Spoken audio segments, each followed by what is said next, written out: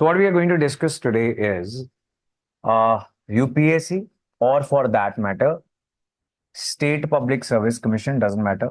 Answer writing strategy. So this is going to be a complete comprehensive class जिसमें हम syllabus को कैसे पढ़ना है एंड कैसे प्रीवियस ईयर क्वेश्चन में से कुछ थीम्स, कुछ एरियाज निकालने हैं which are very important. On the basis of that अपनी मेंस की प्रिपरेशन उसी डायरेक्शन में चलवानी। Is fine. We will have examples like we have opened these UPSC की वेबसाइट पे there is a section previous year questions examination में यहाँ पड़े रहते हैं, वहां पे जाके हमने खोल लिए हैं ऐसे। We will see the question papers last साल का देखेंगे, पिछले 10 साल के जो थीम्स हैं, इंपॉर्टेंट टॉपिक्स हैं, सब टॉपिक्स हैं डिफरेंट सब्जेक्ट्स के, वो सारे आपको एक पीडीएफ डॉक्यूमेंट मिल जाएगा with in 7 to 10 days, right? That will be for UPSC, but because we don't have State Public Service Commission के regular papers, तो उसका आप ऐसा कर नहीं सकते analysis, लेकिन they are going to follow UPSC only, right? We will do that for State Civil Services as well, वो भी आने वाले दिनों में करेंगे, लेकिन for now आपको ये डॉक्यूमेंट बड़े अच्छे से देखना।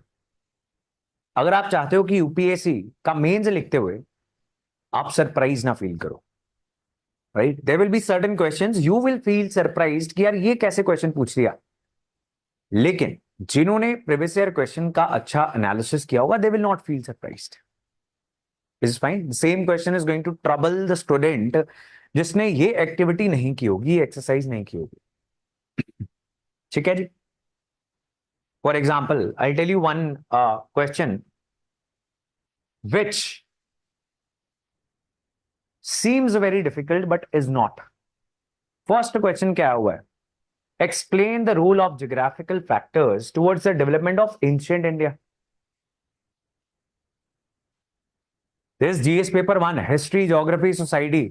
ये हिस्ट्री का क्वेश्चन लग रहा है हिस्ट्री का, राइट? एक भी पॉइंट दिमाग में नहीं आ रहा, ऐसा फील हो रहा है? हाँ, try to think of it.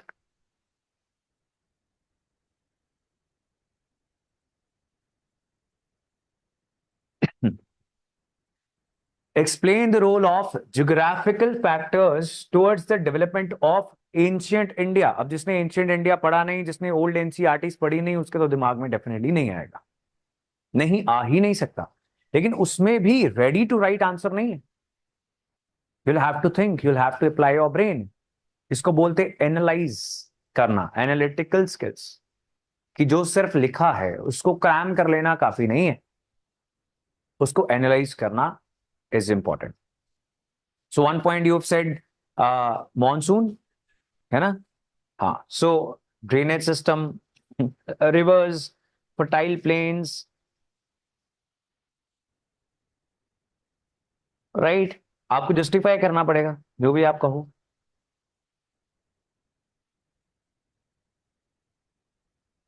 Right? So India की जो शेप है peninsular, on the basis of that आपने कुछ पॉइंट्स बता दिए कि जिस तरीके से मॉनसून यहाँ पे आता है, जिस तरीके से फर्टाइल यहाँ पे मिट्टी मिलती है, जिस तरीके से एलुवियल सॉइल है, एग्रीकल्चर बहुत सरप्लस में हो जाता है, and then the location which was part of the Chinese silk trade route. There were a lot of ports because again peninsular India की शेप है, बहुत सारे ports थे, तो ट्रेड यहां से हुआ करता था। We used to trade with the Romans, gold used to flow in, ये सब कुछ NCERTs में लिखा हुआ। Are you getting this? But exactly इस तरीके का पैराग्राफ नहीं बना हुआ, टॉपिक नहीं बना हुआ, सो आप अपना एप्लीकेशन ऑफ माइंड करोगे तो इजी हो जाएगा। अब आपने ये प्रीवियस ईयर क्वेश्चन देख लिया, ऐसे ही आप पिछले कुछ सालों के देख लोगे, आपको बहुत क्लैरिटी हो जाएगी इस प्रकार के क्वेश्चंस आते हैं। Everybody is going to find these questions difficult, तो घबराने की बात नहीं है, शांत दिमाग से सोचते हैं। आप सोचोगे कौन सा सिलेबस का ये सब्जेक्ट है? It is history. हिस्ट्री के लिए क्या पढ़ा था? एनसीईआरटीज। एनसीईआरटीज में मैंने क्या पढ़ा? About the economic history of ancient India, क्या चल रहा था, everything is going to flash back, and उसमें से कुछ पॉइंट्स निकलेंगे और आप एक डिसेंट आंसर लिख लोगे। ठीक है जी। ये एक ऐसी चीज है जो डिफिकल्ट साउंड करती है। बहुत सारी ऐसी चीजें हैं मेंस में विच आर वेरी इजी, और जब भी आप मेंस लिखो, one strategy can be that you start writing answers for the questions जो आपको बहुत इजी लग रहे हैं, राइट? बिकॉज 3 घंटे लगातार लिखना is tiring when you are suppose to think about things like this. So आप जो इजियर क्वेश्चंस हैं उनको पहले कर सकते हो। ठीक है जी, is is fine. So now see, करना क्या है, इसको स्ट्रक्चर करेंगे ताकि ये आंसर राइटिंग जो है यूपीएससी मेंस के लिए ये हमारे लिए डिफिकल्ट ना रहे, एंड ऑल द स्टूडेंट्स जिन्होंने इस साल देना है उनके लिए तो बेहद ही ज्यादा रेलिवेंट है। इस साल देना है, अगले साल देना है, it can be state civil services as well, उसके लिए भी this is very relevant. So you can do the same exercise for your state civil services also. करेंगे क्या? The first step that we are going to do is we are going to identify the you can say topics and subtopics. इसकी हम example के साथ discuss करेंगे। मेरे पास एक draft document आ चुका है, so I read that also to certain extent with you people. Trade connectivity, presence of minerals, exactly. So देखो कितने पॉइंट्स आ रहे हैं, है ना? ग्रुप स्टडी के फायदे हो गए। Okay, so let's take history only. Now see, what was the difference between Mahatma Gandhi and Rabindranath Tagore in their approach towards education and nationalism? Sounds very difficult again, right? But what if I tell you personalities के ऊपर questions आते हैं, जिसमें महात्मा गांधी, जवाहरलाल नेहरू, पटेल, स्वामी विवेकानंद, रविंद्रनाथ टैगोर जो हमारे national leaders हैं, they are very important. अभी student came to meet me and उसका 100% ही लगा लो प्रीलिम्स इज थ्रू, प्रीलिम्स हो चुका है। I told him the same things, right? कि पर्सनैलिटीज बताओ कौन कौन सी आती है, उसे अभी नहीं पता था, वो पूछ देख लेगा जाके, राइट? तो जब प्रीलिम्स हो जाएगा तो आप और जोर लगाओगे, है ना, ऐसे थीम्स ढूंढने में। आप अगर पहले ही करके रखोगे, so every single day you are going to put in your effort in the right direction. तो ये क्वेश्चन का थीम, सब टॉपिक क्या है? It is personalities. तो पर्सनैलिटीज के ऊपर क्वेश्चन आता है। इसी तरीके से कॉलोनियल पॉलिसीज के ऊपर, ब्रिटिश कॉलोनियल पॉलिसीज के ऊपर क्वेश्चन आता है। इसी तरीके से फ्रीडम स्ट्रगल के मॉडरेट फेज के ऊपर क्वेश्चन आता है। आपने जब टॉपिक्स आइडेंटिफाई कर लिए, उसके बाद आप किताब उठाओगे, चाहे ओल्ड एनसीईआरटी है, चाहे आप उठाओ अपनी standard book spectrum, you know that this is that area of this subject. इसमें से ऑलमोस्ट हर साल बहुत अच्छी खासी वेटेज आती है in mains. I getting my point? Nobody does that. I am telling you, around 50% of the kids जिनका prelims हो जाएगा, वो एक आंसर राइटिंग नहीं करेंगे, दूसरा प्रीवियस ईयर क्वेश्चन एनालाइज नहीं करेंगे, और उसको कोरिलेट नहीं करेंगे with the syllabus. I you getting my point? ऊपर से तो नहीं जा रही बात। तो कोरिलेट करना इज वेरी इंपॉर्टेंट। कि सिलेबस में लिखा हुआ है e technology in the aid of farmers, पिछले साल क्वेश्चन है डायरेक्टली, मतलब डायरेक्ट लाइंस उठा के वो क्वेश्चन पूछ रहे हैं कितने सारे। How can we not prepare that part of the syllabus? ये तो हो ही नहीं सकता, इतना लंबा तो सिलेबस है नहीं, बहुत छोटा सा एक डॉक्यूमेंट है, राइट? जो इट बिकम्स वेरी क्लियर।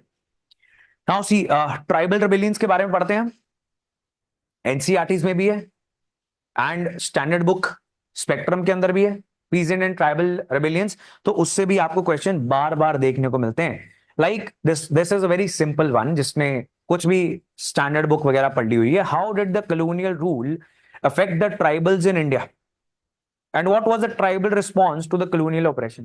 इससे क्या इजी पूछना, राइट? This is easiest. जिन्होंने हिस्ट्री कवर की है एंड एक बार अच्छे से स्टैंडर्ड बुक पढ़ ली है, ये भी 2023 में पूछा गया, राइट? सब topic is what? It is peasant and tribal rebellions, which is also the name of your chapter. ठीक है जी? ऐसी, why was there a sudden spurt in famines in colonial India since the mid 18th century? Impact of colonial rule on India's economy, है ना? तो ये इससे easy नहीं कुछ हो सकता। तो आप जब प्रीवियस ईयर क्वेश्चंस एनालाइज करते हो, क्या निकल के आता है? निकल के आता है कि कुछ चीजें are going to surprise everybody, so घबराने वाली जरूरत नहीं है। जो मेरे को सरप्राइजिंग लग रहा है, after doing all the good things which I was suppose to do, it is difficult for everybody.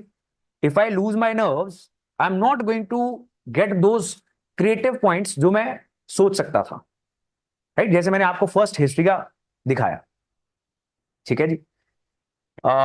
So that is one thing. So ऐसी भरा पड़ा है, ब्रह्मो समाज के ऊपर क्वेश्चन आ रहा है, socio religious reforms, trace the rise and growth of socio religious reform movements with special reference to young Bengal and Brahmo Samaj, right? What is this? ये तो कॉलेज में बीए हिस्ट्री के बच्चों को पूछे जाती हैं चीजें, वो आ रहा है यूपीएससी में। द ओनली डिफरेंस इज उनके कॉलेज स्टैंडर्ड ऑफ आंसर्स होते हैं, आपके बहुत अच्छा स्टैंडर्ड ऑफ आंसर्स होंगे। And when you are writing answers, जो आपको बेसिक सिखाया जाता है आंसर राइटिंग के लिए, which is what intro, right? क्या मांगता है एग्जामिनर आपसे? इंट्रो मांगता है, कंक्लूजन मांगता है, right? Then there should be a body which should be neat and clean, legible handwriting, pointers, right? Flow charts, maps, wherever possible. Not in every answer, wherever possible.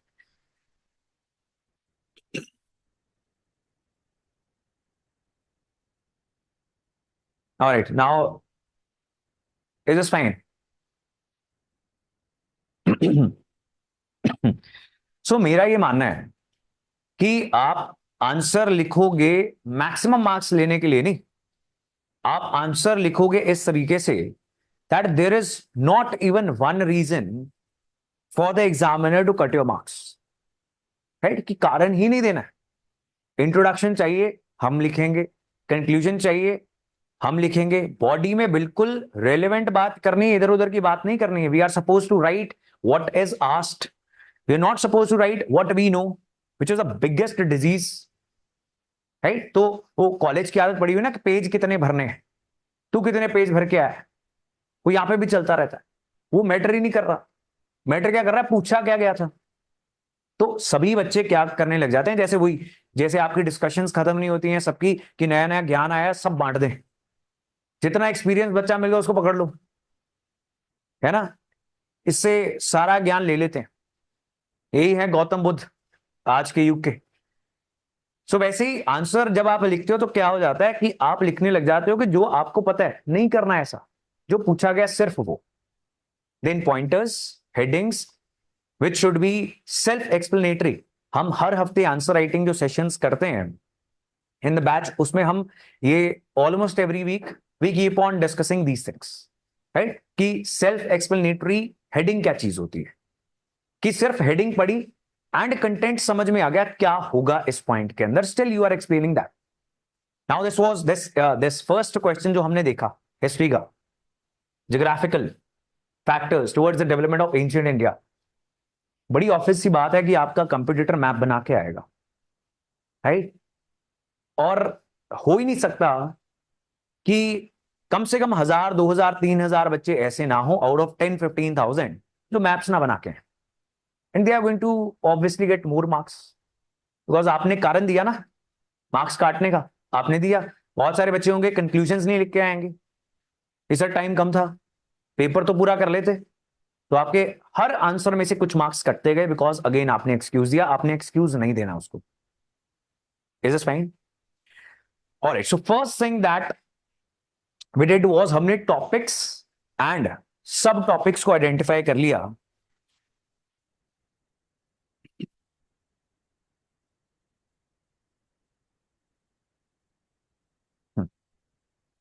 हमने topics और सब topics को identify कर लिया from the previous year questions, और मैंने कुछ आपको एग्जांपल्स भी दे दी। सिमिलरली जब आप पॉलिटी निकालोगे आपको दिखेगा judiciary, judiciary, judiciary, union, legislative, इस तरीके से बड़े सब टॉपिक्स निकल आएंगे कि ये क्वेश्चंस पूछ रहे हैं। आप उठा के पिछले 5, 7, 10 साल के मेंस के क्वेश्चन पेपर लो और खुद लिखने लग जाओ कि ये किस एरिया से। अगर आपने सिलेबस कर रखा है आपको सब समझ में आ जाएगा। If you have cracked prelims फिर तो 100% आ जाएगा। If you were in 70s, 80s, 90s of prelims फिर भी 100% आ जाएगा। ठीक है जी, this is fine. So number one thing is done, right? I can see camera focus change हो रहा है, राइट? I understand. चलो आई पीछे रहने की कोशिश करेंगे। हमने क्या किया, हमने प्रीवियस ईयर क्वेश्चन पेपर्स को एनालाइज कर लिया, सिलेबस के साथ कोरिलेट कर लिया, सब टॉपिक्स निकाल लिए, हमने ट्रेंड और पैटर्न समझ लिया कि क्या पूछा जा रहा है। Now that is different for every subject, right? So second thing is what? Second thing is trend. For instance, in modern history you might find it is very easy, right? कि आपका क्या बेंट ऑफ माइंड है, आपका कौन सा subject strength है। लेकिन polity हो सकता है आपको डिफिकल्ट लगे, तो उसकी आंसर राइटिंग जब आप क्वेश्चन पेपर एनालाइज करोगे आपको समझ में आएगा कि इसकी आंसर राइटिंग मेरे लिए डिफिकल्ट है, सबके लिए नहीं है, तो मेरे को यहां पे एक्स्ट्रा एफर्ट करना पड़ेगा। ठीक है जी। फिर आप जब एनालाइज करोगे तो आप ये भी सीखोगे कि पॉलिटी के आंसर्स बिना आर्टिकल्स, बिना schedules, parts, important supreme court landmark judgments, अच्छा आंसर नहीं लिखा जाएगा। ठीक है जी। अगर आप एनालाइज करके नहीं ये ट्रेंड और पैटर्न समझ पाओ for different subjects individually, what you should do is the best practice is, again अगर प्रीलिम्स निकल रहा है तो, या फिर आपने प्रीलिम्स अटेम्प्ट किया तो आप ये एक्सरसाइज कर सकते हो। You will write all the papers GS1 to 4 plus ऐसे, प्लस आपका जो भी ऑप्शनल सब्जेक्ट है इसके पेपर्स लिखो, राइट? 3 घंटे में बैठ के या 4 घंटे में बैठ के, मिलते 3 है, आप 4 में बैठ के लिख लो इन द बिगनिंग, राइट? उसमें क्या होगा, you will find certain sections are easier for you, certain sections आपके फेलियर का कारण है, right? At least at the point जब आप ये आंसर्स लिख रहे हो उस समय यू विल फाइंड आउट कि ये सब्जेक्ट्स मेरे को फेल करवाएंगे, राइट? सो ऐसा एनालिसिस नहीं हो पाएगा जब आपने पेपर पेन उठा के लिखना स्टार्ट किया, आपको ये डिस्कवर होगा कि आंसर राइटिंग में मेंटल ब्लॉक्स बन जाते हैं, दिमाग सोचना बंद कर देता है। You want to write, you are not getting anything कि क्या करना है, इंट्रोडक्शन में क्या लिखना होता है। जब आप करोगे पेन एंड पेपर तभी आपको समझ में आएगा। It is fine.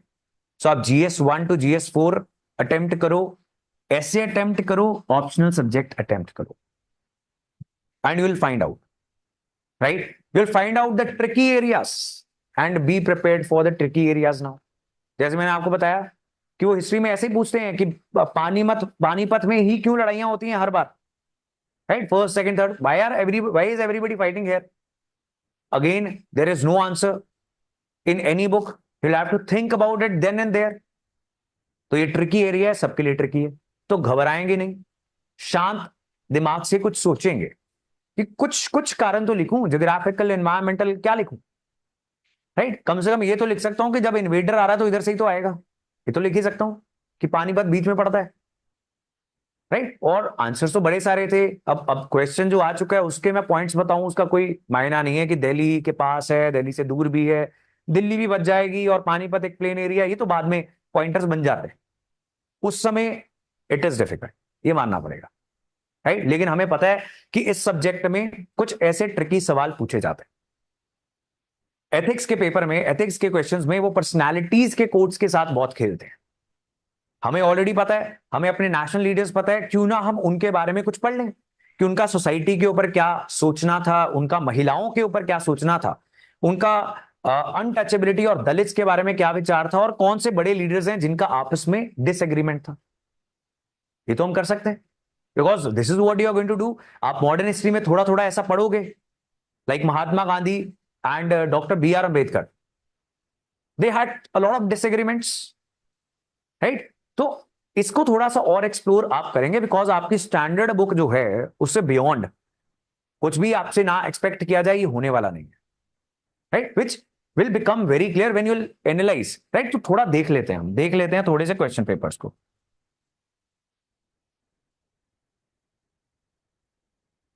राइट?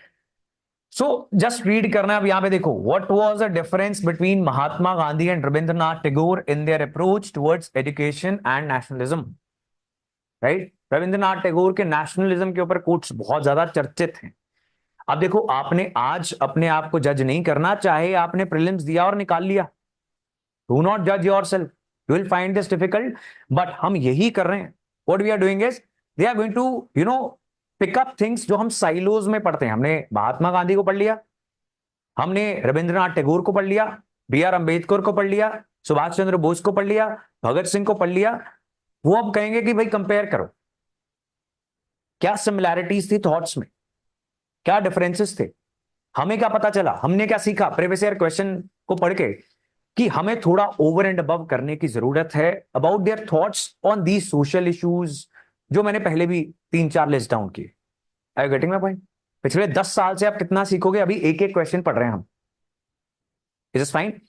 आगे देख लेते हैं। Bring out the socio economic effects of the introduction of railways in different countries of the world. Right, क्या पूछे? सामाजिक और आर्थिक प्रभाव रेल के आने का। राइट, शायद आपको लग रहा हो ये डिफिकल्ट है, लग रहा है आपको, बट ये बहुत मजेदार है। जब आपकी प्रैक्टिस हो गई ना, आपको मजा आ जाएगा ऐसे क्वेश्चंस देख के। I am telling you. आप इंडिया के बारे में बहुत डिटेल में पढ़ते हो, आप वर्ल्ड हिस्ट्री में इंडस्ट्रियल रेवोल्यूशन पढ़ते हो,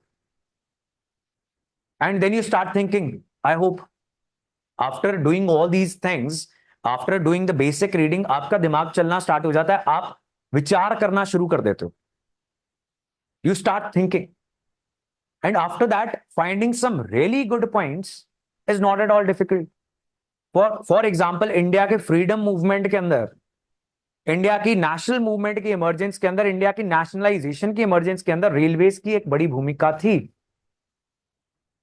राइट, दुनिया की इकोनॉमी के ग्लोबलाइज होने के अंदर, उसी जमाने की बात कर रहा हूं मैं, बिकॉज हिस्ट्री का क्वेश्चन है तो मैं इधर उधर नहीं जा रहा, हिस्ट्री में ही रहूंगा।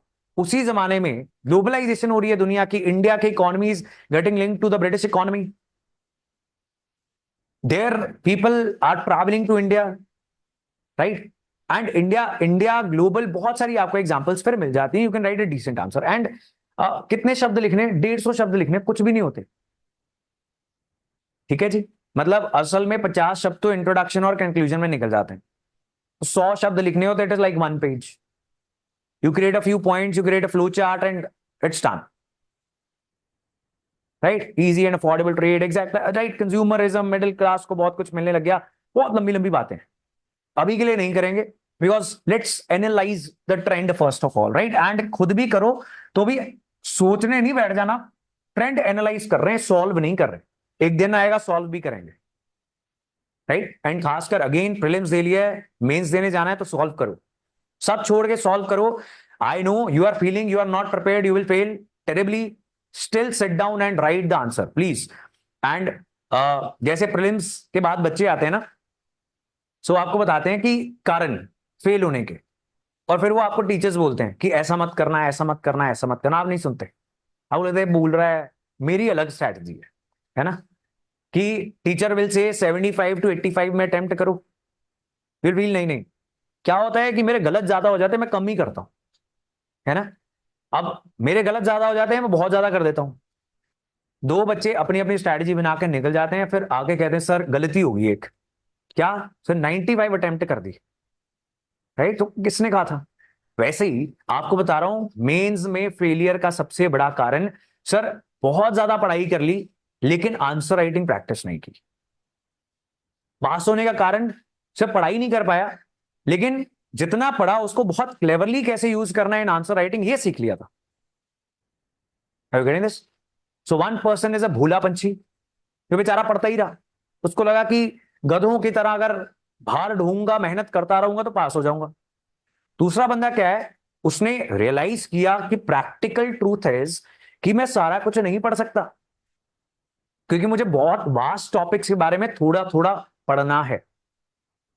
So what I should be doing is I should use whatever resources, whatever information, facts, quotes, examples, government initiatives के examples मेरे पास हैं, उसका utilization कैसे करें? How to cleverly write a good answer, right? How do you learn that? You start doing answer writing practice.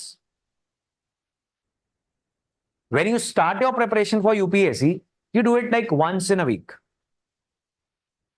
Once you feel कि आपने prelims दे लिया, अच्छा खासा दिया, हो रहा है क्लियर या नहीं हो रहा, आपने वापस आके अगले 3 महीने ऐसे ही लगाने हैं कि जैसे आपका मेंस है।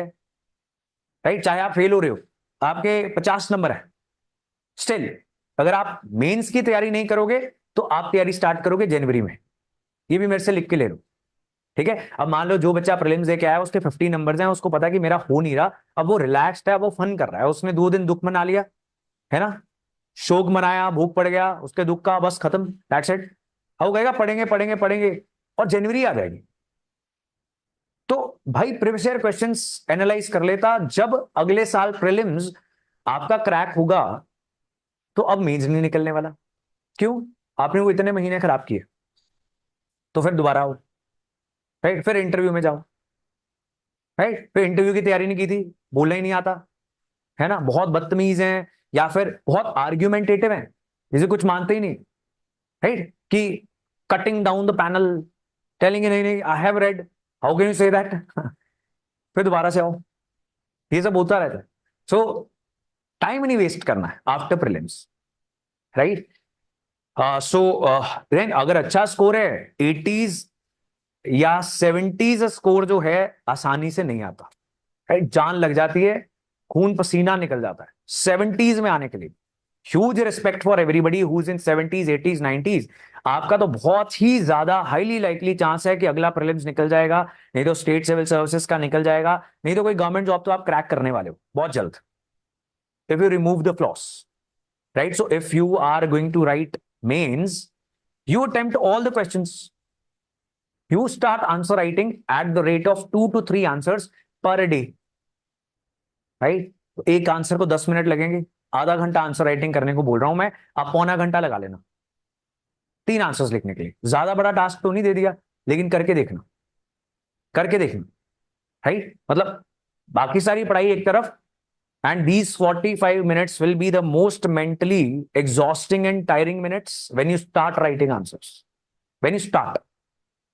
आफ्टर दैट जैसे आप ड्राइविंग करते हो और आपकी नेचुरली आदत पड़ जाती है, आपके हाथ पैर सब मूव कर रहे होते हैं एंड आप गाने सुन रहे होते हो, आंसर राइटिंग में भी वैसी स्टेज आ जाएगी।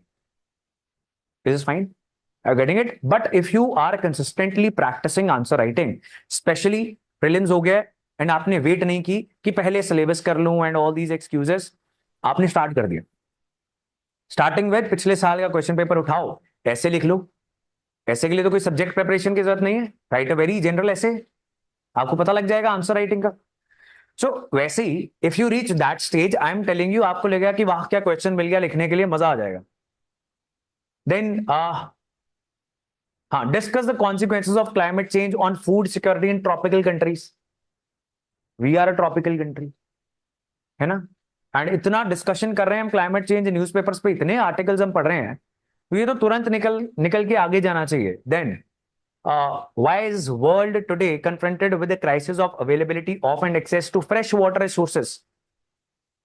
पानी की कमी, is this fine? How are the fjords formed? A bit tricky, मैं नहीं बोलूंगा कि सारी आसान है, पेपर दे रहे हैं यूपीएससी का, फ्योर्ड्स पता होनी चाहिए if you are you know, आपने प्रीलिम्स क्रैक कर लिया, लेकिन हाउ आर दे फॉर्म्ड, ये थोड़ा सा ज्योग्राफी का ट्रिकी एस्पेक्ट है।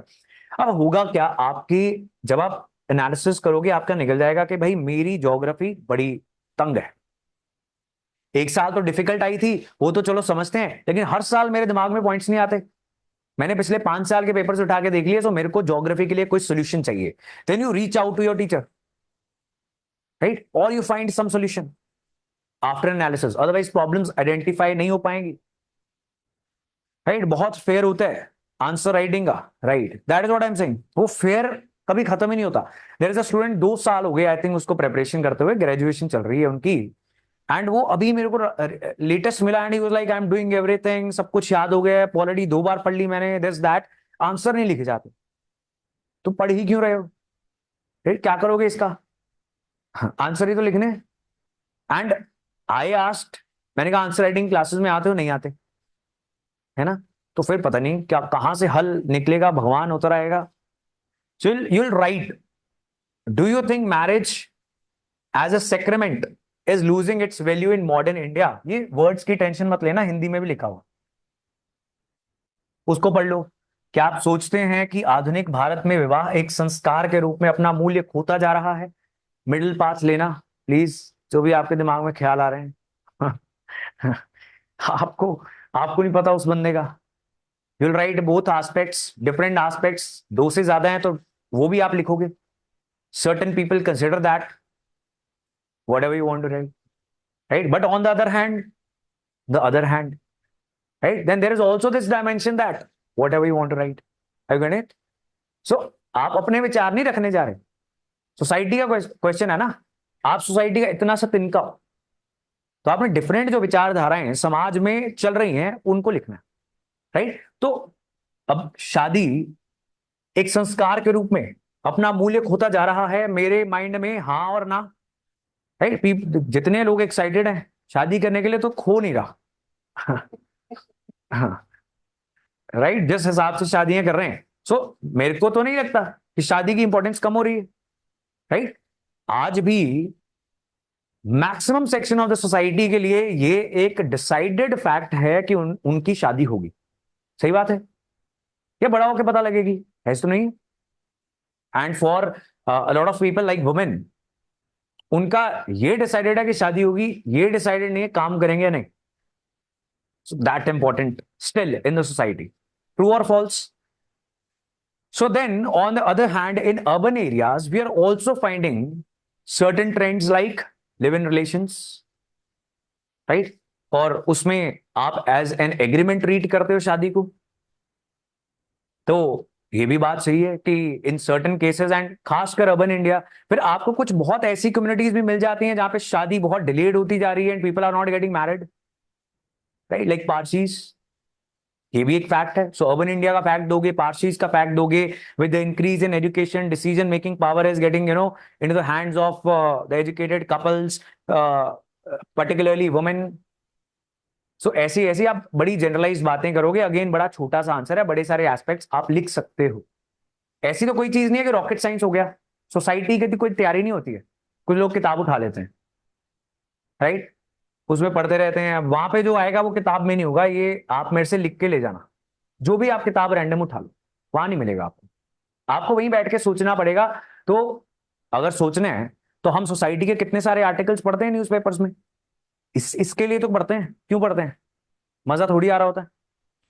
Explain why suicide among young women is increasing in Indian society, कर देना एक्सप्लेन जो आपको लगता है। अब जो आपको लगता है वो एक दूसरे के साथ मिल सकता है, नहीं मिल सकता, पॉसिबिलिटी नहीं है। हर व्यक्ति की सोसाइटी को एनालाइज करने की अपनी अपनी वो क्षमता होती है, अपना अपना तरीका होता है। You must have read something on suicides. जब भी ऐसी रिपोर्ट आएगी, एनसीआरबी की रिपोर्ट होती है, नेशनल क्राइम रिकॉर्ड्स ब्यूरो, इसमें सुसाइड का भी डेटा आता है। Suicide is increasing among main, among students, among rural women, among urban women. तो ये सारी चीजें न्यूज़पेपर में हम पढ़ते रहते हैं, राइट? अब यहां पे आपने अपना थॉट प्रोसेस डालना है, एक्सप्लेन करना है कि क्यों हो रहा है ऐसा। आप उसके विचार से अगर कोई डिसएग्री करेगा तो आपको नंबर नहीं आपके वो काटेगा, प्रोवाइडेड आपने डिफरेंट डायमेंशंस दिए होंगे एंड वो प्रैक्टिकल बात होगी, एकदम बचकानी बात नहीं होगी।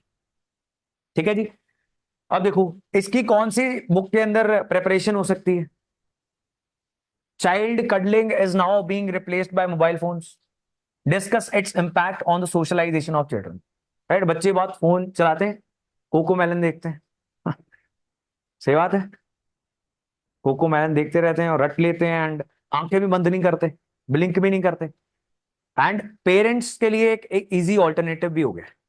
सही बात है। You go to any social function, have you seen any parent coming with colouring books? Because जब बच्चा तंग करेगा इसको रंग भरने वाली किताब दे देंगे, नहीं, क्या देंगे? यूट्यूब चला दो, है ना? एंड देन ब्रैग भी करेंगे, बस साडा बच्चा था फोन कर देता है ना? Isn't it? सो बस उन्होंने वही पूछ लिया। अब ये तो आपकी ऑब्जर्वेशन है ना, आप वहीं पे सोचोगे। Children are nowhere in the syllabus except one, weaker sections of Indian society, उसमें चिल्ड्रन भी आते हैं because they can not take care of themselves, the government will have to. Is this fine? What are the main features of Vedic society and religion? Do you think some of the features are still prevailing in Indian society? बताओ, right? अब आपको teacher ने बताया था, आपका जो भी history का टीचर होगा उसने बताया था कि भाई एंशियंट हिस्ट्री तो आती नहीं है मेंस में, है ना? आपको सबसे पहले उस टीचर की, उस व्यक्ति के चेहरा याद आएगा कि पहले उसको जाके मिलेंगे, उसका सर फोड़ना है which in this case is me. True और false? But this is a question on society, Obviously you will use the information that you gathered in your ancient history classes. आपकी बुकलेट के अंदर सोसाइटी भी है. I tell you not that important. लेकिन क्या वहां के वैदिक सोसाइटी के कुछ फीचर्स आपको मिलते हैं? यार इतनी लंबी बातें हैं. वैदिक सोसाइटी में सबसे बड़ा हाईलाइट क्या होता है? महिलाएं अनटचेबल्स. होता कि नहीं? उनकी कंडीशन में कैसे उतार चढ़ाव आते जा रहे हैं. What were men doing, what were women doing, was it a patriarchal society? ये सब पॉइंट्स पॉइंट्स पढ़ते हो आप. And so many features now and some differences as well. That उस जमाने में the varna hierarchy was you know 4 tier, but अभी क्या है? बहुत सारी जातियां उपजातियां लेटर ऑन बन गई हैं. So now it has changed, right? So you will get a lot of ideas after you cover. लेकिन उसको आंसर में पुट करना is another challenge. Similarly, major technological challenges introduced during Sultanate period, how did those technological changes influence the Indian society? NCERTs, no other solution. आप इससे ज्यादा पढ़ भी नहीं सकते. अब क्या करेंगे कुछ बच्चे? मिडिवल हिस्ट्री से ये क्वेश्चन आया था, ये क्वेश्चन माजिद हुसैन के अंदर मेरे को दिखा, माजिद हुसैन पढ़ देता हूं. इससे बड़ा पागलपन कोई नहीं है. I told you that unfortunately some students, उनको भी ऐसी एक एक दो दो क्वेश्चन किसी ने बता दिया कि ये ना वहां था. वो अंग्रेज ने एक किताब लिखी थी वर्ल्ड हिस्ट्री की, वो उठा के पढ़ लेते हैं. उसने पढ़ लिया, 1-2 महीने वहीं बैठे रहे, वही किताब पढ़ते रहे, क्वेश्चन कुछ आया नहीं वहां से, because that was probably just a coincidence, right? आप एनसीईआरटीज पढ़ो. ओल्ड एनसीईआरटीज इसीलिए पढ़ाई जाती हैं बिकॉज बहुत डिटेल में, लेकिन साथ में नहीं भी पढ़ लो अगर टाइम है तो गुड है. How did the colonial rule affect the tribals in India? हमने ऑलरेडी पढ़ लिया. जब हम यही क्वेश्चन पेपर्स को सेग्रीगेट करके टॉपिक और सब टॉपिक्स में कर लेते हैं तो वो आपका डॉक्यूमेंट बन जाता है, राइट? तो वो उधर टेलीग्राम में भी आ जाएगा, लॉन्च पैड आईएएस, तो वहां से भी उठा लेना. 7 से 10 दिन में after the uploading of this video it will be there. Alright, so similarly अब ऐसी आपने एक्सरसाइज करनी है सबकी, राइट? आप you pick up anything, GS paper 3, you'll find some easy questions, some difficult questions. Now see, faster economic growth requires increased share of manufacturing sector in GDP, particularly MSMEs. Comment on the present policies of government in this regard. Easiest question of the world, right? Make in India के ऊपर इतनी चर्चा होती है, manufacturing sector jobs generate करेगा, service नहीं कर पाएगा. एग्रीकल्चर से आपको शिफ्ट करना होता है मैन्युफैक्चरिंग देन सर्विस, अगर आप जॉबलेस ग्रोथ नहीं चाहते, है ना? तो मतलब न्यूज़पेपर्स प्लस इकोनॉमी की क्लासेस से this question becomes very easy. What is the status of digitalization in Indian economy? In one of the answer writing classes I gave this question to you कि लिखो, examine the problems faced in this regard, suggest improvements. How does e-technology help farmers in production and marketing of agricultural produce and so on? Right, land reforms के ऊपर question है. Introduce the concept of artificial intelligence. Newspaper class में 100 से अधिक बार मैंने definitions पूछी कि what is AI, right? लिखते नहीं बच्चे पूरी डेफिनेशन, दे आर लाइक कि नींद आ रही है छोड़ो, कौन इतनी लंबी लाइन लिखेगा? पर यहां पे नहीं लिखी जाती. डेफिनेशन ही पूछी है यूपीएससी ने, और बहुत पूछेगा डेफिनेशंस कि आर्टिफिशियल इंटेलिजेंस क्या होती है. That is all they are asking. How does AI help clinical diagnosis? Do you perceive any threat to privacy of the individual in the use of AI in health care? Very generalized question. And again आप AI की बहुत सारी examples पढ़ते हो कि कैसे robotic surgery से लेके डायग्नोसिस से लेके everything that happens in hospitals can be done using AI. AI health care sector के अंदर, हेल्थ टेक जो सेक्टर है वो आपके घड़ियों से आपका डेटा ले रहा है कि नहीं ले रहा कॉन्स्टेंटली? आप थोड़ा तेज चलना स्टार्ट करते हो, वो पूछता है वर्कआउट कर रहा है कि क्या कर रहा है. ऐसे होता है स्मार्ट वॉचेस में, they are monitoring your every single second. That is probably an assault on privacy. जो प्राइवेसी एडवोकेट्स हैं उनको ऐसा लगता है, राइट? आपकी हार्ट बीट्स मॉनिटर की जा रही हैं. अब नाउ सी, अब ये क्यों एक नेगेटिव चीज है? इसलिए नेगेटिव चीज है बिकॉज मान लेते हैं अगर मेरे को इंडिया के सारे 15 to 25 एज ग्रुप के लोगों का डेटा मिल गया कि कौन सी स्टेट का कौन सा डिस्ट्रिक्ट और कौन सा शहर ज्यादा वर्कआउट करता है, ये डेटा मैंने एक बहुत बड़ी जिम चेन को बेच दिया, राइट? तो मेरा डेटा उस जिम चेन को बेच दिया गया. Now that gym chain is going to target me, come to my city. They know that fitness freaks यहाँ पे रहते हैं. Right? Your data was used by the company for commercial purposes. Do you know that? Maybe not. Are you getting it? तो ये सारा data जो इकट्ठा किया जा रहा है, तो ऐसी एग्जांपल्स आप कुछ देने लग जाते हो after reading newspapers. You are not reading newspapers तो भगवान बचाएगा आपको.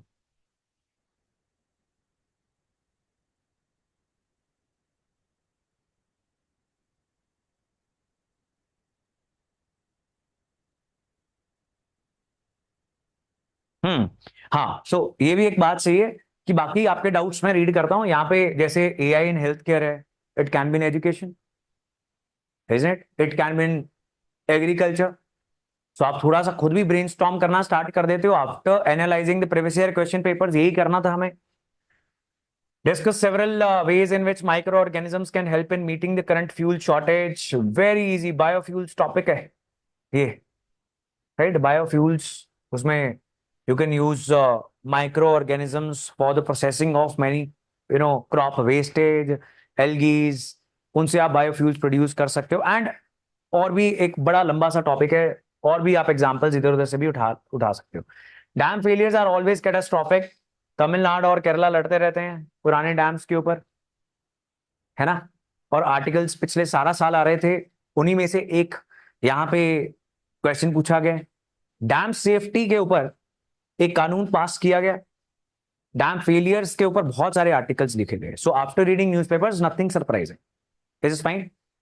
What is oil pollution? What are its impacts on the marine ecosystem? In what way is oil pollution particularly harmful for a country like India? So oil spills हो जाती हैं time to time. Oil spill में क्या होता है कि ship oil लेके जा रही होती है या फिर कुछ और कंटेनर्स लेके जा रही होती है, एंड देयर इज ऑयल सारे समंदर में फैल जाता है. कई बार आग लग जाती है और सारी दुनिया में कई बार वो न्यूज बन जाती है, एंड उसके ऊपर फिर न्यूज़पेपर्स शुरू हो जाते हैं अपना text and context, FAQs, explainer सब कुछ डालने. राइट? आप पढ़ते हो फिर. Is this fine? Now, my point is, if I was to sum up everything, that when you analyze previous year questions, अभी तो हमने बहुत selectively किए हैं जीएस के, एक साल के यहां पे दिख रहे हैं हम sir.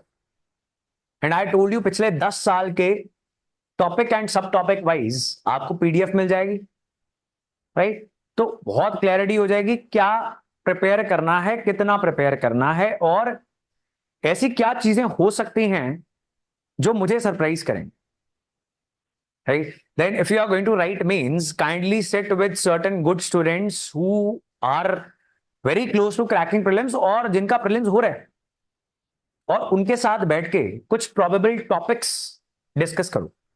3-4 monthly current affair magazines के इंडेक्स डाउनलोड कर लो. उसमें देखो इकोनॉमी में इस साल कौन से ऐसे 20-25 टॉपिक्स हैं जिनमें से आंसर राइटिंग करने को पूछा जा सकता है. Right? Do it for every topic. Do it for history, geography, environment, science and tech, economy. You will make some of the topics very predictable for yourself. कुछ सब्जेक्ट्स के लिए तो आप बहुत प्रिसाइजली कर सकते हैं. तो फिर आप उस रिलेटेड प्रिपरेशन करोगे. कुछ फैक्ट्स, कुछ गवर्नमेंट इनिशिएटिव्स, कुछ नेशनल इंटरनेशनल ऑर्गेनाइजेशन फैक्ट्स में डालने के लिए, एग्जांपल्स में डालने के लिए आप कुछ फैक्ट शीट बना सकते हो. राइट? एंड फिर आपके आंसर का कोई मुकाबला नहीं होगा. Is this clear? Are you getting this? घबरा गए हो? ठीक हो? Good good. ऑलराइट, चलिए.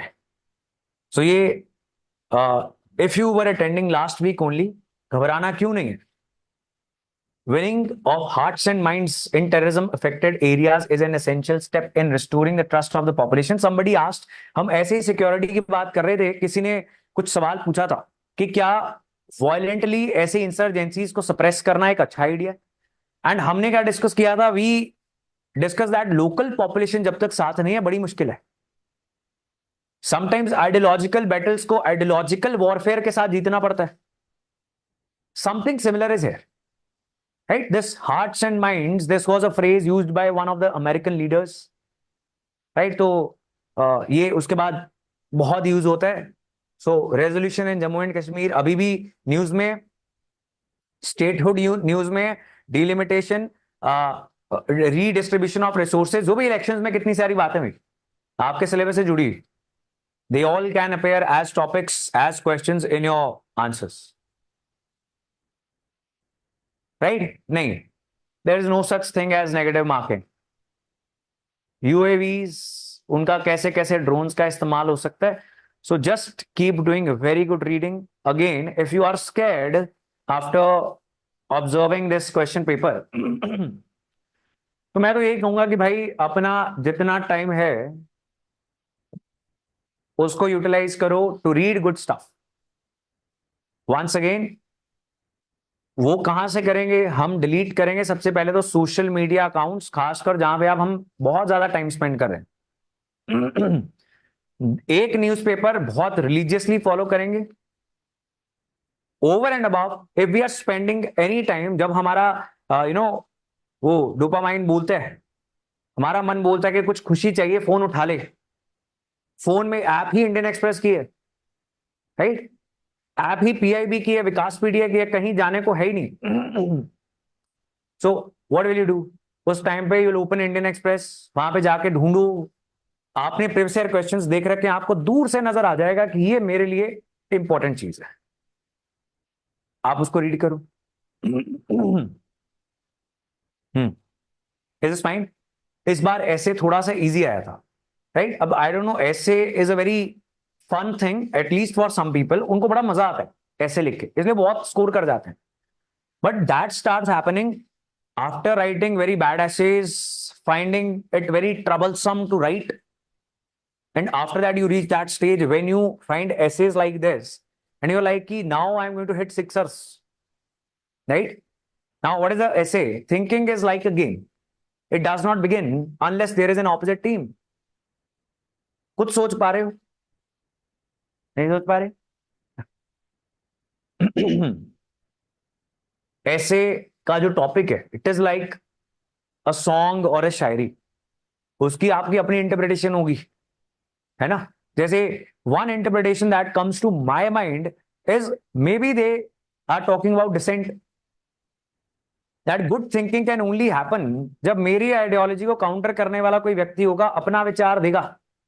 ऐसे ही लोकतांत्रिक तरीके से बहुत सारे लोग अपने अपने विचार लेकर आएंगे, और फिर जो बेस्ट रिजल्ट निकलेगा in this game of thinking, that is what they are talking about, right? So इसमें मैं बहुत सारी डिक्टेटोरियल रेजीम्स के एग्जांपल दे सकता हूं, वर्ल्ड हिस्ट्री घुसा सकता हूं. I have complete playground to myself. I can do whatever I want using the different themes. And I keep on telling you how to write a good essay. जो आपके syllabus के topics हैं, subjects हैं, उनमें से ढूंढो कि historical कुछ लिख सकते हैं हम. लेनिन, स्टालिन स्टार्ट कर दो कोल्ड वॉर. कि सोशलिज्म शायद इन इटसेल्फ बहुत अच्छी आइडियोलॉजी थी, लेकिन स्टालिन ने जब यूएसएसआर के ऊपर कब्जा किया, उसने सारी ऑपोजिट टीम ही मार दी कि मेरा ही विचार सर्वोपरि है, कोई नहीं सोचेगा. And that ideology became one of the worst ideologies of the world. Now in the beginning, if I put this story, I have established this fact that tolerance of dissent is very important.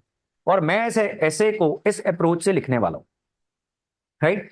अब आप मेरी examples देखो, क्योंकि मैंने world history, polity, क्या क्या नहीं पढ़ लिया, न्यूज़पेपर्स पढ़ लिए. I have so much of knowledge, now I will use my knowledge. Is this clear? Similarly, अब आपको इसमें से एक चुनना है. Not all who wander are lost, right? सभी भटकने वाले गुम नहीं होते. मोटिवेशनल कोट आते हैं आजकल, right? Visionary decision making happens at the intersection of intuition and logic. What a beautiful thing. Philosophical ऐसे, राइट? कि आप सारा कुछ इंट्यूशन से भी नहीं कर सकते, सारा कुछ 100% लॉजिक लगा लगा के भी नहीं कर सकते. There has to be some intuition and logic का इंटर मिक्सिंग, राइट? जैसे एग्जाम्पल के तौर पर नास्तिक व्यक्ति होते हैं, और नास्तिक व्यक्ति क्या बोलता है कि कोई भगवान नहीं है. ये तो बात ठीक है, प्रूफ उसका भी नहीं है वैसे उसके पास, लेकिन वो बोलता है कि मेरे को पता है. और ये सारे मूर्ख हैं जितने लोग धर्म का पालन कर रहे हैं. ये क्या हो गया? एक्सट्रीम ऑफ लॉजिक हो गया. Why are you disrespecting other people? You are not even a good basic human being. Because चलो आपने भगवान को मानना नहीं मानना, लोगों के दिल तो ना दुखाओ, ठीक बात है. अब कोई व्यक्ति बहुत ज्यादा धार्मिक हो जाता है, वो इंट्यूशन पे ही दी रहा है, उसकी इंट्यूशन बोल रही है कि भगवान है, मेरे पास है, और मेरे को बाबा जी ने बोला है कि जाओ एक बकरे की बलि दे दो, है ना, तो मेरा लॉजिक ही मर गया। सही बात है, तो ये इंट्यूशन हो गई। So this is just one example. मैं आपको अभी क्या कर रहा हूं, ऐसे में शायद क्या पूछने की कोशिश कर रहे हैं, पक्का तो नहीं पता लगेगा, बिकॉज हर व्यक्ति की अपनी अप्रोच होगी वहां पे बैठ के। आप जिस ऐसे में बहुत सारी वैरायटी ऑफ आइडियाज, एग्जाम्पल्स घुसा सकते हो, आप वो उठा के लिखोगे। Is fine. Inspiration for creativity springs from the effort to look for the magical in the mundane. Right, आज ही मैं पढ़ रहा था कुछ कि आपको जिंदगी में सक्सेसफुल होना है, अमीर होना है, तो आपकी लाइफ बहुत बोरिंग होगी। Right, like very basic funda to get riches, save money. सही बात है, सेव करोगे तो मजा कैसे करोगे? Is that fine? So something similar, inspiration for creativity springs from the effort to look for the magical in mundane, कि हर बोरिंग चीज के अंदर, हर सिंपल सी चीज के अंदर जब आप मैजिकल चीजें देखने लग जाते हो, that makes your life very creative. Creativity यहां से शुरू होती है। अगर आपका माइंड ऐसा है that you can write a lot of various aspects on this, you pick up this essay. ठीक है जी। सो अब हर बंदा ना अपने अपने तरीके से सोचता है, कुछ लोग बहुत फिलोसॉफिकल होते हैं, कुछ लोग बहुत प्रैक्टिकल होते हैं। अब देखो, ये तो जैकपॉट है। Girls are weighed down by restrictions, boys with demands. Right, hooting नहीं करेंगे बॉयज। किसी ने हमारे लिए भी बोला, हम भी पीड़ित वर्ग हैं। Two equally harmful discipline. Right, लड़कियां जो हैं वो बंधनों के तले दबी हुई हैं, और लड़के डिमांड्स। सही बात है, एवरीबडी एग्रीज। राइट, लिखो, right about mental health issues, women, main.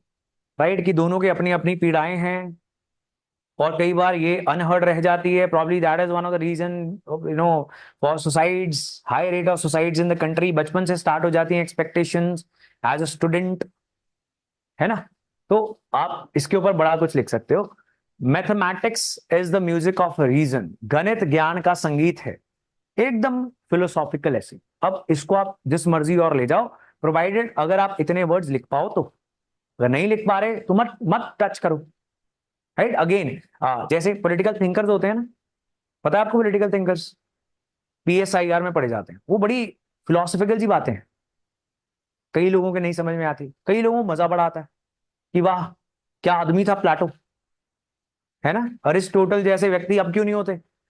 दूसरा बंदा बोल रहा होता है कि बोल क्या गए, क्यों इसको पढ़ रहे हैं? Right, so everybody has a different bent of mind. A society that has more justice is a society that needs less charity. अगर देश के अंदर, मैं बहुत क्विक सम अप कर रहा हूं, अगर देश के अंदर बहुत न्याय होता, सरकार न्याय करती हर उस बच्चे के साथ जिसको अच्छी शिक्षा नहीं मिल रही, उस व्यक्ति के साथ जिसके केसेस जुडिशरी में जल्दी हल नहीं होते, तो charitable schools, hospitals, free legal aid वाले वकील, सरकारी वकील, ये सब करने की जरूरत नहीं पड़ती। सही बात है। तो जिस समाज के अंदर न्याय होता है वहां पर चैरिटी की जरूरत नहीं होती। चैरिटी कब आती है? Civil society organisations, NGOs, they step in when government fails. Right, any NGO working in a slum for education और फूड और कंबल बांट रहे हैं, व्हाटएवर, क्यों आए वो? Government failed. सही बात है, जस्टिस नहीं हो पाई। न्याय तो ये था कि हर इंसान को एटलीस्ट बेसिक सुविधा मिले।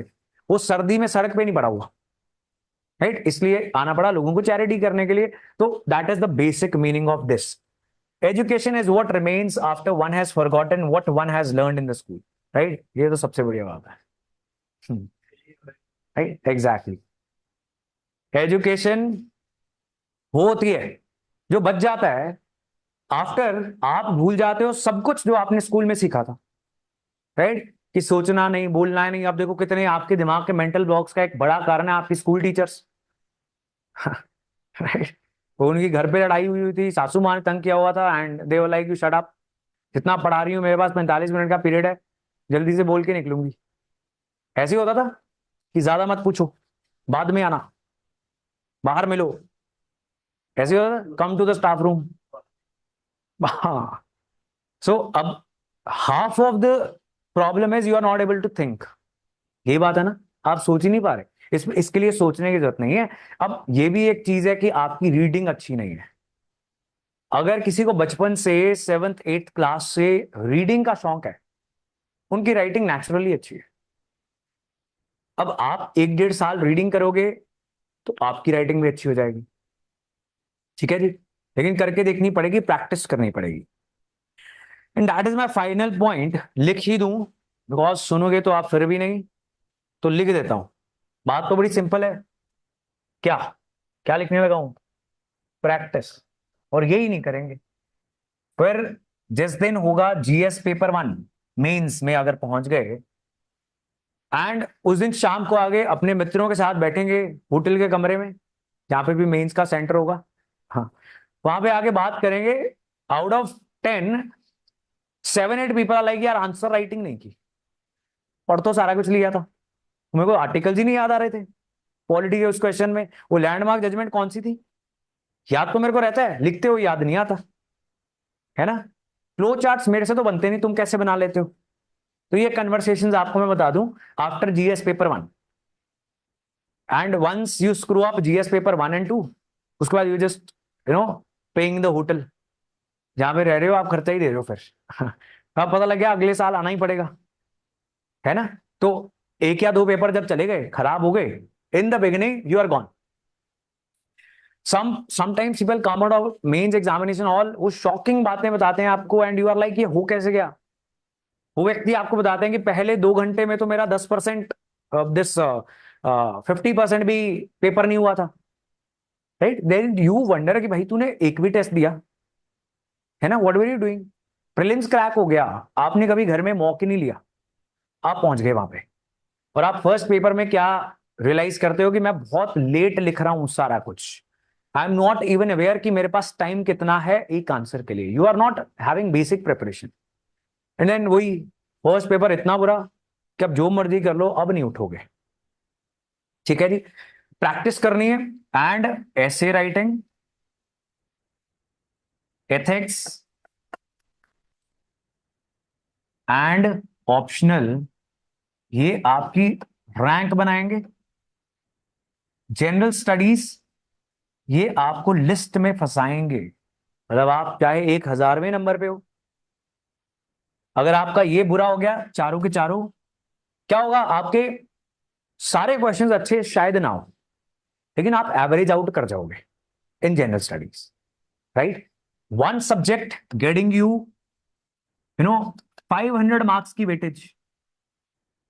अब आपका या तो ये सब्जेक्ट अच्छा होगा या बहुत बुरा होगा, राइट, डिपेंडिंग ऑन आपने कब प्रिपरेशन की, कितनी की। क्या आप प्रीलिम्स के बाद किताबें ढूंढ रहे हो? This will be large section, मुझे पता है। किताब बाजार में बहुत रश लगा होगा आजकल हिस्ट्री ऑप्शनल की, पीएसआई ऑप्शनल की किताबें बता दो भैया, राइट, फोन कर करके कुरियर मंगवा रहे होंगे दिल्ली से, है ना, वो भेजेंगे 8 साल पुराने courier, not updated. So this will happen, very hard mountain to climb for you people. तो जोर लगा दो, हो भी सकता है, लेकिन बहुत मुश्किल बना दी जिंदगी आपने, राइट। एंड अब ये भी रिग्रेट हो रहा होगा कि भाई प्रीलिम्स बड़ी मुश्किल से निकला हुआ, इस बार आसान आया था, मेरा तीसरा प्रीलिम्स था, बड़ी मुश्किल से नहीं, मैं ऑप्शनल कर लेता ना तो मेंस छूटता ही ना। लेकिन चलो अब करके देखते हैं। देन आपने मैनिफेस्ट कर दिया यूनिवर्स को कि दिमाग में चल रहा है कि फेल होने वाला हूं, राइट, फिर हो जाओगे।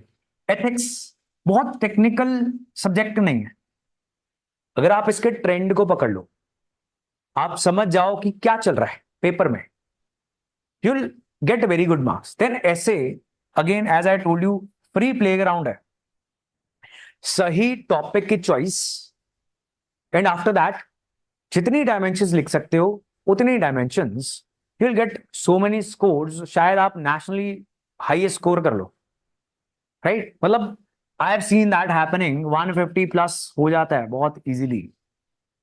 आप कहीं पे भी ऐसे लिखोगे, स्टेट पब्लिक सर्विस कमीशन में लिखोगे, वो तो घबरा ही जाएंगे कि ये क्या लिख दिया ऐसे, राइट। अगर आप ये कुछ बेसिक रीडिंग कर लो, एंड आप थोड़ा सा ऐसे को प्लान करो कि हिस्टोरिकल एस्पेक्ट सोच सकते हैं क्या इसके बारे में, can I put something legal about this philosophical essay, something economic, something global, something environmental, something ethical, right, something societal.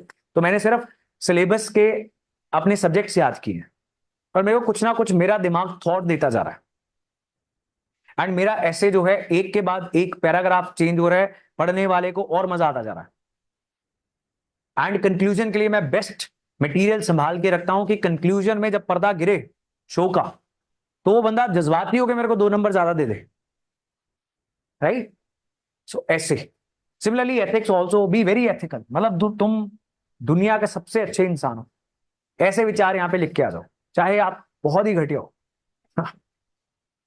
Right, मतलब कि मटीरियलाइजेशन कुछ नहीं होता, मोह माया है, ऐसी ऐसी बातें करते हैं कुछ लोग। तो बस वो ऐसे क्वेश्चंस आते हैं, मटीरियलिज्म वर्सेस स्पिरिचुअलिज्म, राइट। आप बन जाओ बहुत अच्छे इंसान के, मेरे को नहीं चाहिए गाड़ी बंगला, बाद में करूंगा बहुत सारी करप्शन, अभी के लिए एथिक्स का पेपर दे रहा हूं तो गौतम बुद्ध का नाम लेके बहुत अच्छी अच्छी बातें लिखता हूं, मिडिल पाथ वाली। Is is fine? That is more or less about mains answer writing. I know it is a difficult thing, it looks difficult. Prelims से तो बहुत ही आसान है ना। प्रीलिम्स में तो कुछ नहीं पता लगता क्या हो जाए। यूपीएससी ऐसे ऐसे हरकतें कर देती है जो which you you know put that question paper in front of AI, तो एआई से नहीं हो रहा होता, तो ऐसा भी हो जाता है। इस बार वाला तो एआई को दिया गया पेपर, उसने बहुत जल्दी कर लिया, पता नहीं 17 मिनट्स में कर दिया, ऐसा कुछ है ना। So this was easier, but mains में क्या ही खेल लेंगे वो, स्कोप नहीं है किसी भी पब्लिक सर्विस कमीशन के पास प्रिडिक्टिबिलिटी को बियॉन्ड अ सर्टेन लेवल बढ़ाने का। और अगर बढ़ाएंगे भी, एक दो तीन चार क्वेश्चंस में बढ़ाएंगे, सबके लिए बढ़ गई है। आप अच्छी रीडिंग करके पहुंचे हो, कुछ ना कुछ लिख के आओगे, ठीक है जी। लेकिन बेसिक रूल्स नहीं फॉलो कर रहे हैं हम, इंट्रोडक्शन, कंक्लूजन, अच्छी body, flow chart, maps, wherever you can introduce, then you are responsible for whatever happens. Is this fine? Any questions about mains answer writing? All right, so if you have any questions, you can reach out to me. You're very confused. What should I do? Should I start answer writing? Should I study with our schedule or do something more? अभी आपने prelims तो नहीं दिया ना Hargun? I think आपने नहीं दिया, तो अभी देखो 3-4 महीने हो जाए तो आंसर राइटिंग स्टार्ट कर दो आप। तब तक आंसर राइटिंग के सेशंस अटेंड करो। सम स्टूडेंट्स डोंट अटेंड, वो उनकी अपनी स्ट्रेटजी है, I disagree, but I don't have a problem, right. वो basically you are making my life easy by not coming to the classes. उतने मेरे को आंसर चेक करने पड़ेंगे, वो इतने माशाल्लाह अच्छे आंसर्स तो होते नहीं कि करने में मजा आए। बट मेरे हिसाब से जब आपके 3 से 4 महीने हो गए, यू फील कि बहुत बेसिक इजी आंसर्स तो अटेम्प्ट करके देखते हैं कि क्या निकलता है, तो लिखो, why not. In many of the answer writing sessions we come up with previous year questions only, चाहे वो स्टेट पब्लिक सर्विस के आए हों एसेज, चाहे वो यूपीएससी के प्रीवियस ईयर क्वेश्चंस हो, हम ऐसे जो एग्जैक्ट पेपर में पूछा गया, we keep doing that practice. English का फेयर तो बहुत हद तक कम हो गया, हाँ, बट इंग्लिश की प्रॉब्लम बहुत है, और पता नहीं सॉल्व क्यों नहीं करते आप। 2-2 3-3 हजार में कोर्स मिल जाते हैं ऑनलाइन, किस बात का इंतजार करते रहते हो? If you are having any trouble, if if you making grammatical errors, तो you just buy some course for 2-3 thousand, a good course online, तो वहां पे आप सीख लो। डुओलिंगो ऐप डाउनलोड कर लो, अंग्रेजी भी सिखाते होंगे शायद वहां पे, सिखाते हैं। डुओलिंगो फ्री है वो तो, पैसे भी देने पड़े, कितनी बात है। आपने अगर 1 लाख स्पेंड किए है अपनी कोचिंग में, तो ये 5,000 ना खर्चना आपका 1 लाख वेस्ट कर रहा है। इस तरीके से सोचो, और मेरे को तो दे नहीं रहे, कहीं से कर लो, and it is not that big a challenge that you people make. Answer writing करोगे बस, उसका भी फेयर अब कम होने लग जाएगा। Duolingo is best, right, exactly. हाँ, so you are thinking about starting mains preparation. 100% you should do that after analyzing the weaknesses in the prelims attempt, right? Because वो भी एक ऐसी चीज है, when you don't get sufficient score in prelims, you never sit down and analyze कि problems कहाँ पे थी, कौन से सब्जेक्ट्स में थी। उन सब्जेक्ट्स को मेंस के लिए जब तैयार करेंगे तो प्रीलिम्स के लिए भी साथ साथ में तैयार करते रहेंगे एंड आंसर राइटिंग हल्की हल्की करनी स्टार्ट कर देंगे। लेकिन करेंगे इस प्रकार से जैसे 90 दिनों के बाद आपका ही मेंस है। Economic news feels very difficult to me. I have not studied the subject exactly, so don't worry. So when you'll study the subject will feel easier if you'll keep reading the articles, whether you understand or not. All right, so you've analyzed that. Good. Keep on doing mock tests for prelims as well as mains. अगर आपका इस बार mains नहीं निकले तो, I mean prelims ना निकले तो, ठीक है जी। That's it. चलिए बाकी if you feel fearful, we are here, right? अभी हैं, भाग नहीं रहे हैं। तो आप एफर्ट करो अपनी वीकनेसेस रिमूव करने का, नहीं होंगी तो आ जाना, ठीक है।